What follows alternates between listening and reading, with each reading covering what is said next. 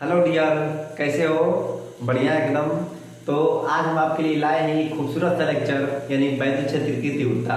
वैद्युत क्षेत्र की तीव्रता में हम लोग देखेंगे कि वैद्युत क्षेत्र की तीव्रता कहलाती क्या है। सबसे पहले तो मैं सॉरी बोलना चाहूँगा क्योंकि एक हफ्ते से हमने वीडियो नहीं बना रखा था, और इसलिए ताकि मेरे जो फेस है ना, इस पर देखिए 2 घाव हो चुका था, इसलिए हम वीडियो नहीं बना रहे थे।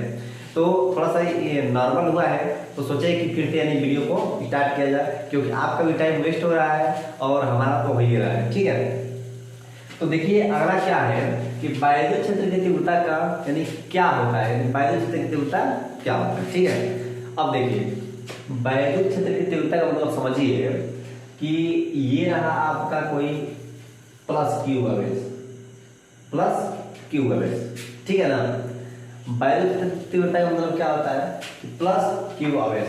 अब क्या होगा कि अगर कोई परीक्षण आवेश, मान लीजिए इसके द्वारा क्या होता है ना, यानी क्या होता है कि मान लीजिए क्या है, कोई प्लस आवेश है, कोई प्लस आवेश है, इससे निकलने वाली जो दिशाएं है ना, इस प्रकार से कुछ है, इससे निकलने वाली दिशाएं इस प्रकार से है। तो अब क्या करेंगे हम लोग कि अगर कोई परीक्षण आवेश Q0, इसको क्या बोलते हैं, परीक्षण आवेश, टेस्ट चार्ज, अगर इसको हम उठा कर लाते हैं इसमें, ठीक है, अगर इसको हम उठा के लाएंगे, अब क्या होगा कि इसके कारण ये प्लस है, ये भी क्या है, प्लस है, तो इसको दूर करना चाहेगा।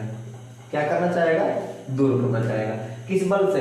वैद्युत बल से, यानी Fe लगेगा। Fe मतलब क्या होता है, तो इलेक्ट्रिक फोर्स। कहे कि ये जो प्लस आवेश है आपका, इसको ये दूर करना चाहेगा। अच्छा जी, और ये दूर करने के लिए जो बल लगाएगा वो, और इसके मान को हम लोग क्या कहते हैं, वैद्युत क्षेत्र की तीव्रता E कहते हैं।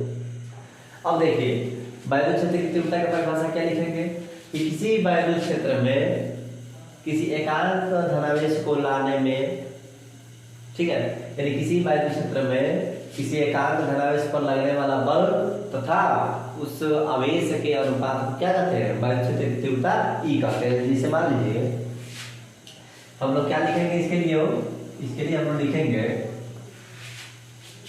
कि किसी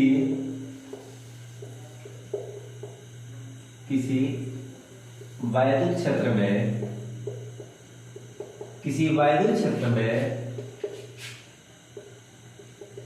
एकांक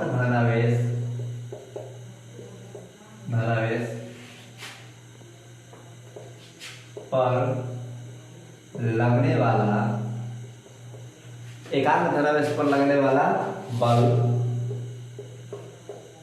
F तथा उस आवेश के अनुपात को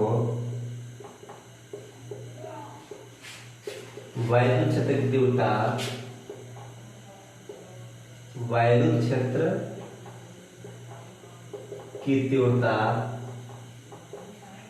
E कहते हैं। E से क्या होता है, तो इलेक्ट्रिक फील्ड,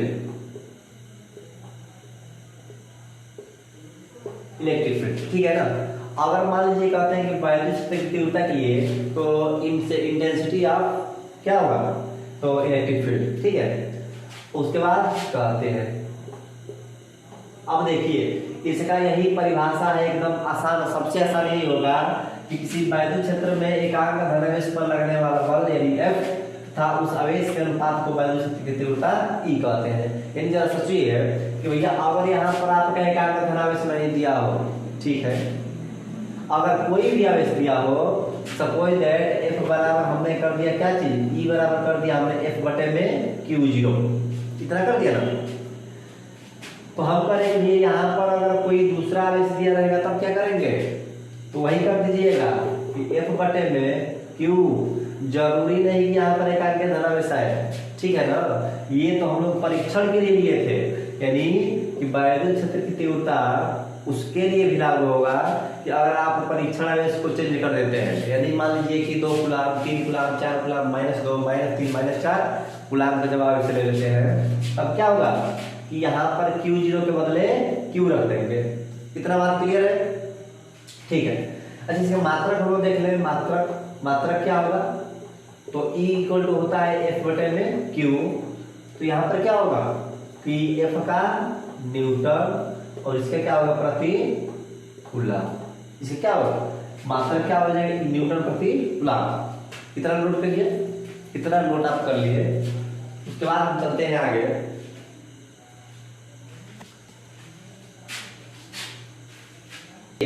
अब क्या होता है ना कि अगला टॉपिक क्या है आपका वैद्युत क्षेत्र की तीव्रता की दिशा। ठीक है, वैद्युत क्षेत्र की तीव्रता की दिशा। देखिए हर किसी का एक अपना अपना दिशा होता है, ठीक है ना। अगर मान लीजिए कि क्लास में कुछ लड़के हैं तो उसमें भी होता है कि कुछ लड़कों की दिशा है वो दूसरी दिशा होता है, और कुछ लड़कों की दिशा क्या होती है पढ़ाई वाली होती है। अब सोचिए कि आपका दिशा कौन है। अभी आप सोचिए कि आपका दिशा कौन है, पढ़ाई वाला कि दूसरा वाला दिशा। ठीक है, सभी लोग खुद के बारे में बताएंगे ना, तो अपनी दिशा पढ़ाई में लगाइए, अभी वही जरूरी है। ठीक है, नहीं तो बाद में तो भी दिक्कत होगा। देखिए वैद्युत क्षेत्र की क्या है दिशा है। अब हम कहते हैं कि इसमें दो दिशाएं हो सकती है, पहला और दूसरा। इसमें दो दिशाएं हो सकती है। पहली बात वैद्युत क्षेत्र की तीव्रता आपका क्या है सदिश है। वैद्युत क्षेत्र की तीव्रता सदिश है। तो कह रहे हैं कि अगर आपका प्लस क्यू रहेगा आवेश, क्या रहेगा प्लस क्यू आवेश, तो यहां से जो आपका वैद्युत क्षेत्र की तीव्रता निकलेगा इसकी दिशा पृष्ठ के इसे क्या रहेगा ना लंबवत यानी बाहर की तरफ रहेगा। ये आपका क्या हो गया वैद्युत क्षेत्र की तीव्रता का दिशा, यानी प्लस रहेगा तो बाहर की तरफ। अरे भैया समझिए कि प्लस रहता है कब जब देता है तब। ठीक, यानी प्लस कब रहेगा जब देगा तब। और ये कहता है कि अगर माइनस आवेश हो तब क्या करेंगे, अगर माइनस आवेश हो तो ये इसका मतलब कि क्या किया है अंदर की दिशा में रहेगा सब। क्या होगा अंदर की दिशा में। यानी आप तो कह सकते हो, देखो इंपॉर्टेंट टॉपिक तो नहीं है लेकिन इसके बिना हर एक टॉपिक क्या है अधूरा है। कहते हैं ना कि अगर इंपॉर्टेंट तो नहीं है लेकिन इसके बिना हर एक टॉपिक अधूरा है। इसका मतलब कि इंपॉर्टेंट से भी आगे है वेरी इंपॉर्टेंट। अभी सोचिए कि भी आई है वेरी वेरी इंपॉर्टेंट है। अगर आपको नहीं पता होगा कि वैद्युत क्षेत्र की तीव्रता का दिशा क्या होता है तो आपको क्या होगा दिक्कत होगा, आगे थ्योरी प्रूफ करने में सवाल लगाने में दिक्कत होगा। तब आप क्या करेंगे वहां पर पता करेंगे नहीं। तो आपको पहले से पता हो जाना चाहिए कि वैद्युत क्षेत्र की तीव्रता की दिशा क्या होगा।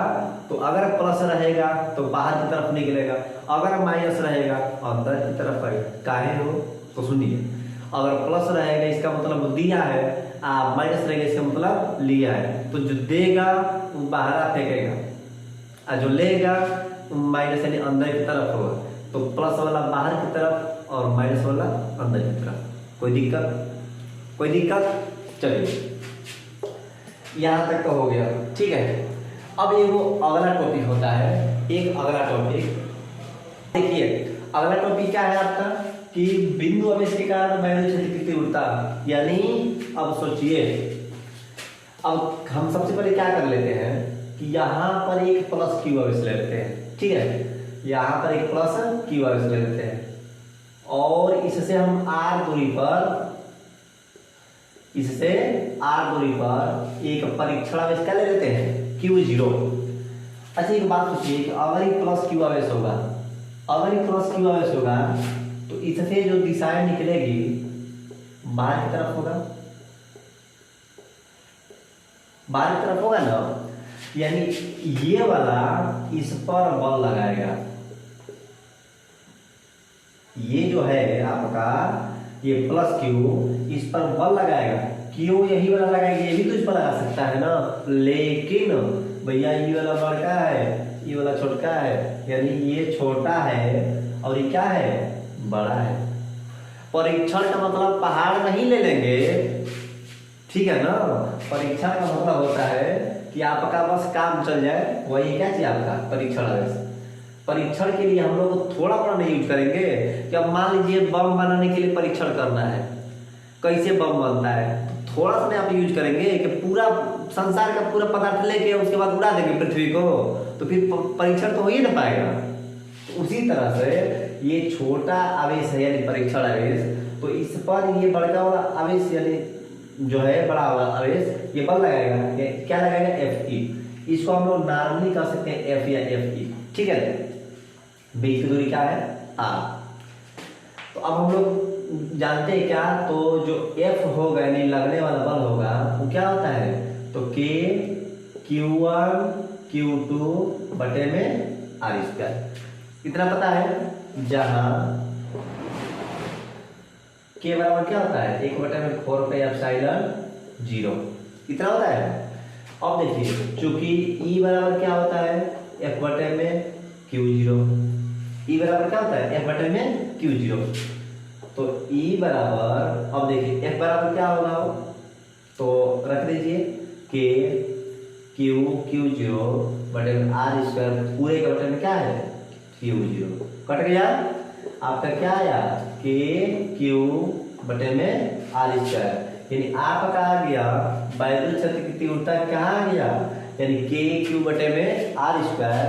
अगर कोई पूछेगा कि बिंदु आवेश की बात कीजिए, ठीक है, अगर बिंदु आवेश की बात करेगा तो चुपचाप आप उसको लिख देंगे, जो परीक्षण आवेश है उसको हटा देंगे, बटे में r स्क्वायर कर देंगे।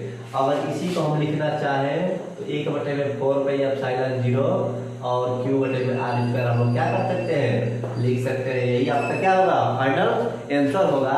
अगर समझ में नहीं आए तो एक बार फिर से देख लीजिए कि बिंदु आवेश के कारण वैद्युत क्षेत्र की तीव्रता, तो ये आपका प्लस Q आवेश है, ये परीक्षण आवेश है, और ये रखा हुआ है, इसका प्रभाव चारों तरफ है, इसको आप क्या करेंगे, लाइन। अब ला कर रखे हैं तो इस पर ही कहेगा कि देखो भैया हम चमत्कारी वाला यहाँ से क्या करेंगे, इसको दूर करेंगे। कौन सा बल लगाएगा, वैद्युत बल। वैद्युत बल का फार्मूला क्या होता है, K Q1 Q2 बटे में r स्क्वायर, Q1 ये कर दिया, Q2 ये कर दिया, बटे में r स्क्वायर ये हो गया, ठीक है। जहां पर K बराबर क्या लिख दिए, 1 बटे में 4 एप्सिलॉन 0, और उसके बाद E बराबर क्या होता है, F बटे में Q0 और F बटे में क्या है, तो Q0, तो F का भैया मान रख दिया हम, Q0 से Q0 कट गया। जब कट गया तो बचा क्या है, तो K Q बटे में r स्क्वायर। अब ये जो Q है ना आपका, ये वाला है, और उसके बाद E बराबर हम क्या लिख दिए, जो K का मान है 1 बटे में 4 एप्सिलॉन 0 और Q बटे में r स्क्वायर रख दिए। ये आपका क्या हो गया, फाइनल जवाब। तो इसके आगे हम लोग पढ़ेंगे वैद्युत ध्रुव के कारण वैद्युत क्षेत्र की तीव्रता इन नेक्स्ट वीडियो में। और अब तक लिए आपने बहुत सपोर्ट किया है, बहुत समर्थन दिया है, तो धीरे धीरे हमारे चैनल को प्रोग्रेस करते रहिए, आपका बहुत आभार रहेगा। और अगर पसंद है वीडियो तो लाइक कीजिए, शेयर कीजिए, सब्सक्राइब कीजिए, और ज़्यादा से ज़्यादा इसको क्या कीजिए, यानी कोशिश करिए समझने की, ठीक है। तब तक के लिए बाय।